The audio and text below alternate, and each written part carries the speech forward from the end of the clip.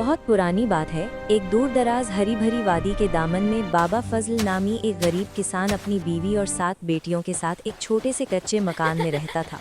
बाबा फजल के पास आमदनी का कोई बड़ा जरिया तो ना था, बस एक छोटा सा खेत था जिसमें वो दिन रात पसीना बहाता ताकि अपनी बेटियों का पेट पाल सके। उसकी 7 बेटियों में सबसे छोटी बेटी का नाम अनाया था, जो न सिर्फ दिखने में परी जैसी खूबसूरत थी, बल्कि उसकी फितरत में ऐसी मिठास और आजिज़ी थी कि जो उसे देखता उसका गर्विदा हो जाता। बाबा फजल और उनकी बीवी अपनी छोटी बेटी से बेपनाह प्यार करते थे, मगर यही प्यार अनाया की बाकी बहनों के दिलों में हसद के कांटे चुभोने लगा।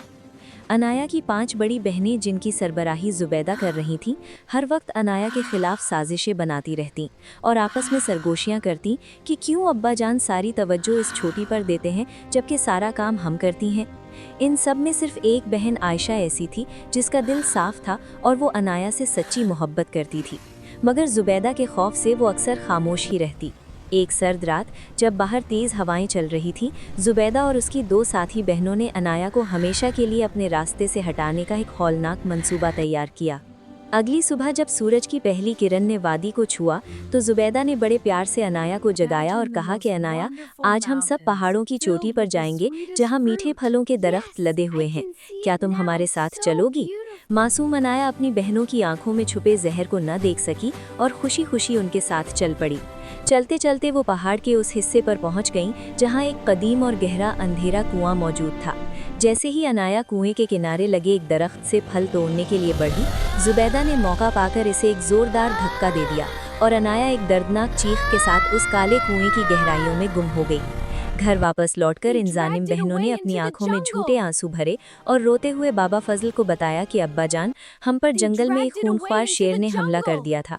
हम तो अपनी जान बचाकर भाग निकली, लेकिन वो शेर छोटी अनाया को घसीटकर घनी झाड़ियों में ले गया। ये सुनना था कि बाबा फजल पर जैसे आसमान टूट पड़ा।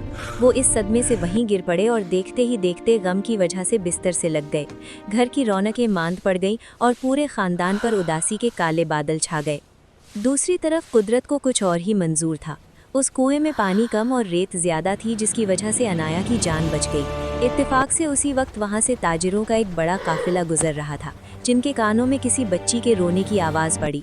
उन्होंने जब कुएं में झांका तो एक निहायत हसीन बच्ची को मिट्टी में अटा हुआ पाया। ताजिर अनाया को अपने साथ सल्तनते नूर ले गए, जहाँ के बाजार में जब लोगों ने इस मासूम कली को देखा तो हर कोई दंग रह गया। ये खबर वहाँ की मलिका जोया तक पहुँची, जिनकी अपनी कोई औलाद न थी। मलिका ने जैसे ही अनाया को देखा, उनके ममता भरे दिल ने उसे फौरन अपना लिया और उसे एक नया नाम शहजादी नौरान देकर महल की रौनक बना दिया। वक्त का पहिया तेजी से घूमा और कई साल बीत गए। अनाया अब शहजादी नौरान बन चुकी थी, जो न सिर्फ बेपनाह खूबसूरत थी बल्कि अपनी जहानत और रहमदिली के लिए पूरी सल्तनत में मशहूर थी। एक रात मलिका जोया ने ख्वाब देखा कि ज़मीन बंजर हो गई है और लोग भूख से तड़प रहे हैं।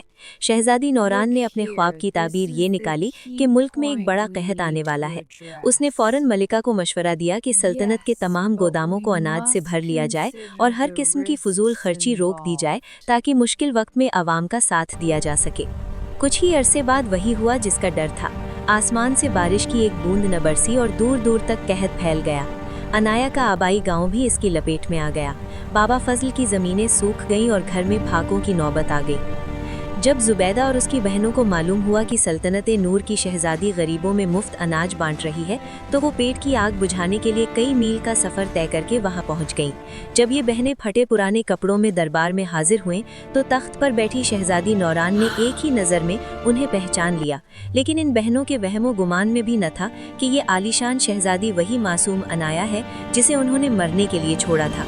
शहजादी नौरान ने उन्हें ढेर सारा अनाज और अशरफियाँ दी और फिर तन्हाई में उन्हें अपने सामने बुलाया। शहजादी ने गरजदार लेकिन दर्द भरी आवाज़ में पूछा कि तुम्हारी एक और बहन भी तो थी, उसका क्या हुआ? ये सुनते ही जुबैदा और उसकी बहनों के पांव तले से ज़मीन निकल गई। वो कांपने लगी और रोते हुए एतराफ़ कर लिया कि उन्होंने हसद में आकर अपनी बहन को कुएं में फेंका था। वो अपनी करनी पर सख्त शर्मिंदा थी और अपनी ज़िंदगी की भीख मांगने लगी। तब शहजादी नौरान ने अपने सर से ताज हटाया और भराई हुई आवाज़ में कहा कि मैं ही तुम्हारी वो बहन अनाया हूँ जिसे तुमने शेर का नवाला करार दिया था, मगर देखो मेरे रब ने मुझे क्या मुकाम अता किया। बहनें अनाया के कदमों में गिर पड़ीं और ज़ारो कतार रोने लगीं। अनाया ने बड़े ज़र्फ़ का मुजाहिरा करते हुए सबको मुआफ़ कर दिया और बेहतरीन हकीमों और खुराक के साथ अपने गांव की तरफ रवाना हुई। जब बाबा फजल ने अपनी प्यारी अनाया को जिंदा सलामत अपने सामने देखा तो उनकी मुर्दा आंखों में दोबारा जिंदगी की चमक आ गई। पूरा खानदान दोबारा एक हो गया, हसद की आग बुझ गई और वो सब मिलकर सल्तनत नूर की छांव में एक नई और खुशहाल जिंदगी गुजारने लगे, जहां सिर्फ मोहब्बत थी और दुश्मनी का कोई नामो निशान न था।